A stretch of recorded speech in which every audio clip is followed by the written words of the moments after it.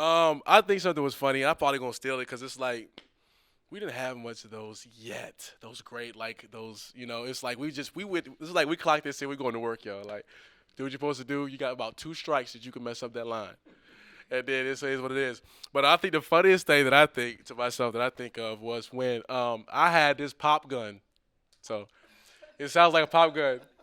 So whenever we would be on set, it'd get deathly quiet. It'll make a sound effect where it go pew pew pew. So I would do that every second. It would just make everybody laugh. Just because it's like if the days got long and the hours got long, I would just click it a couple times and everybody started laughing. So that's what I could think of.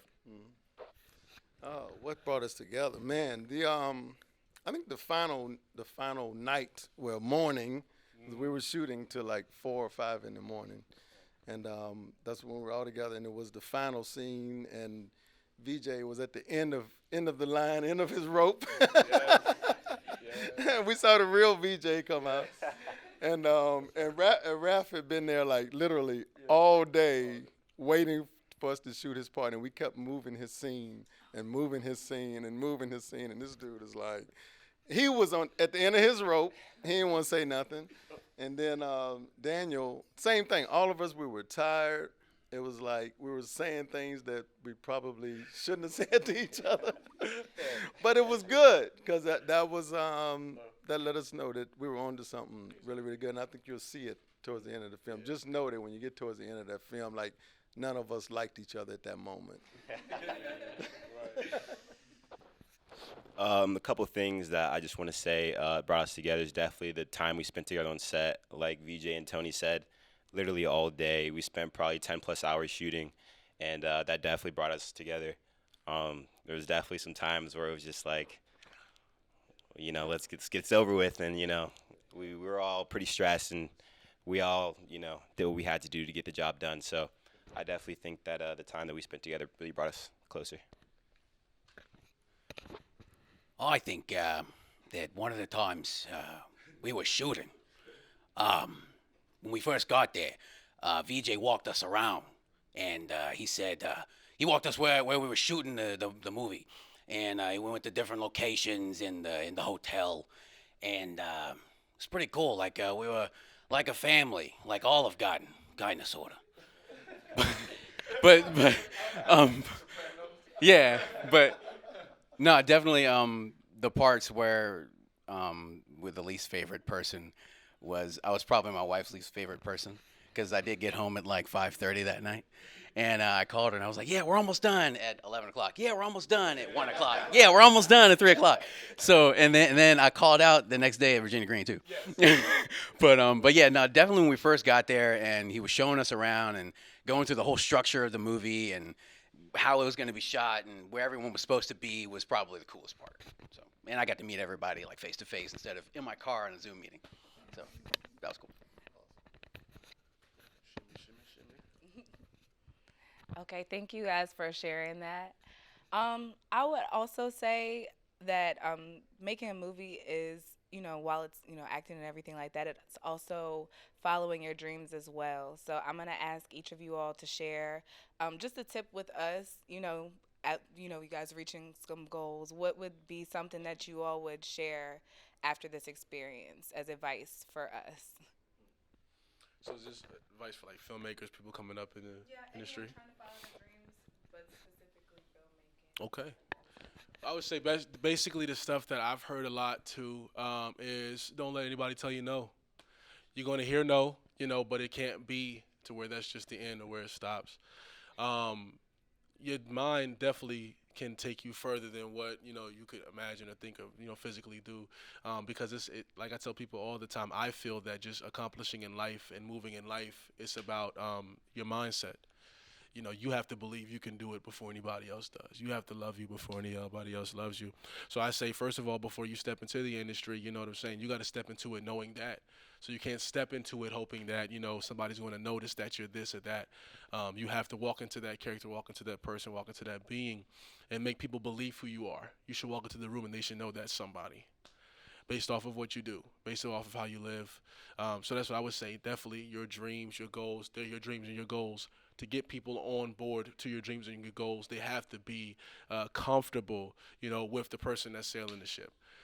because it's like I'm not just trying to go down in the ship for no reason. I said ship, sorry, uh, for no reason. So it's like I feel that you push yourself, you move, you don't stop, you don't give up, and become better and better and better. Like I said, I talked to one guy that's actually he's an Emmy-winning director, and I'm gonna keep his name quiet just because that's what he said.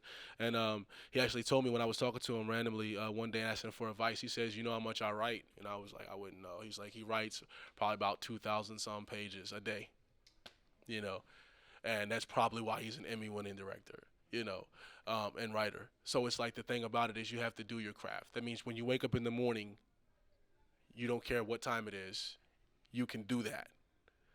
If you got to go on the road, if you got to do this, you got to do that. If you have to be up late, if you got to work, it seems like in 2 days, pull 40 hours on set, mentally, that's what makes you who you are. You have to have that kind of drive. You have to have the drive. You have to have the ambition because it's not going to be given to you. To be discovered, you're discovered. When you walk up on something, something draws you to the discovery. Be the discovery. Get a good script. You gotta love it. That's all I gotta say. It's a passion, and you really just gotta love what you do. Because if you don't, you're in the wrong place. I also think that you have to be a little weird to do this. I want to be a voice actor. That's what I want to do. So, You gotta have a few different voices you can throw at people. Because if you do not, there is no point. You see, you have to have fun with what you do. That is what you have to do. Daniel Jones. Thank you. So, what do you think are the differences between shooting something like, theater, like being on stage, versus like an actual movie? I think that's a Tony question. Theater actor up here. World of difference. Theater is a roller coaster ride. Once you start, you get out there, and the play is in effect, and people are right like this in front of you, and your performance, and it's easy to mess up lines and all that kind of miscues. With a film, it's totally different. You get take after take after take. It's a lot of hurry up and wait. You get there, you're ready. It's not time for your line yet. That kind of thing. So yeah. Two very different worlds, but both of them just as exhilarating, because the film one lasts forever. A play, it lasts that weekend. Oh, this is a theater guy right here. He's going to be playing Baby Ghost from Power. He's going to when they do Baby Ghost story, Ghost coming up. Look at it. Yeah, just like Tony was saying, theater is a lot different from film and television. When you're you're on the stage in theater, you really only get one take, and what people see is what they see. So you really just gotta sell it, and you gotta know your stuff. With shooting movies and everything like that, you're on TV and you got a camera in front of your face, so you can mess up and it's okay. But when you're out there on the stage, it's definitely a different world. That's all I gotta say. I don't know much about it, but I mean, like Tony said, you give the performance of a lifetime in a movie. That movie will last forever, but you get the performance of a lifetime for one night. Everyone will remember you forever. So, I mean, I can see how it's different and how it's totally different, but it's an extreme, I guess, for the theater. Like that's a whole different beast of it. That's good, man. That's real. And also, is there anyone that you all would like to thank? They may be here, they may not be here. I'll just give you guys the opportunity to thank some people that helped you guys through the process. Well, first of all, like I said, I'm gonna be quick. Boom. My mother. If it wasn't for my mother and father, of course, I wouldn't be here.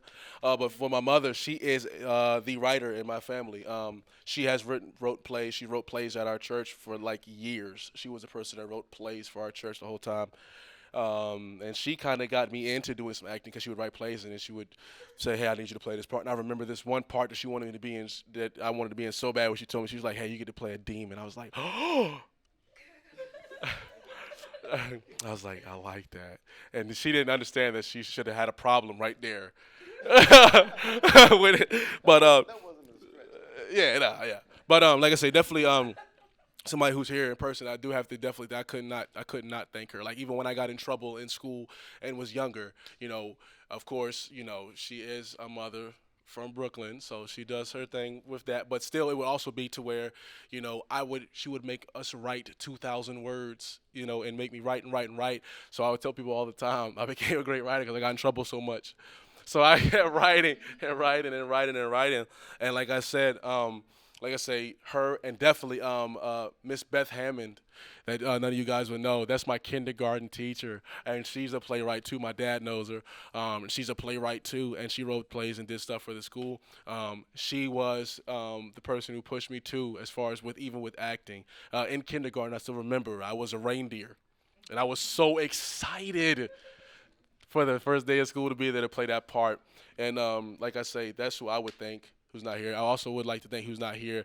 Definitely my grandmother, Gloria Rames, who can't be here because she's gone to be in better places, and my uncle, Harold Rames, who's going to be in better places. So that's who I would definitely thank for everything, for being family, being related to me, and believing in me and loving me. And my brother, who's in New Mexico, I definitely thank him just because I love that dude. You got me trying to remember my kindergarten teacher's name. Anybody remember their kindergarten teacher's name? Y'all remember your kindergarten teacher's name? I just do remember his kindergarten teacher's name. I know. It's like kindergarten teacher.